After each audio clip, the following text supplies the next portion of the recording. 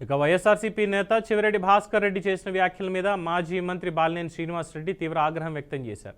తాను ఎవరిని విమర్శించను అని చెప్పారు. అలా చేస్తే తాను కూడా వాస్తవాలు చెప్పాల్సి వస్తుందన్నారు. అదానీతో విద్యుత్ ఒప్పందాల్లో 1750 కోట్ల రూపాయల లంచం తీసుకున్నట్లు వార్తలు వచ్చాయని, అప్పట్లో విద్యుత్ మంత్రిగా ఉన్నందున ఏం జరిగిందో చెప్పానని తెలిపారు. సెకీతో ఒప్పందం అంశంలో తనకు సంబంధం లేదని స్పష్టం చేశారు. తాను స్కామ్లో ఉన్నట్టు నిరూపిస్తే కుటుంబంతో సహా ఆత్మహత్య చేసుకుంటానన్నారు బాలినేని. సీఎండీ ఫైల్ కూడా తన వద్దకు రాలేదన్నారు. చెవిరెడ్డి భాస్కర్ రెడ్డికి అసలు ఏం తెలుసని మాట్లాడుతున్నారంటూ ఫైర్ అయ్యారు. తాను వ్యక్తిగత విమర్శలు చేస్తే ఎవరు తట్టుకోలేరని, వైసీపీ నుంచి ఎందుకు బయటికి వెళ్లాల్సి వచ్చిందో మొత్తం చెబుతారని వ్యాఖ్యానించారు. ధైర్యం ఉంటే చెవిరెడ్డి బహిరంగ చర్చకు రావాలంటూ బాలినేని సవాల్ విసిరారు. తాను విలువతో కూడిన రాజకీయం చేసే వ్యక్తినన్నారు.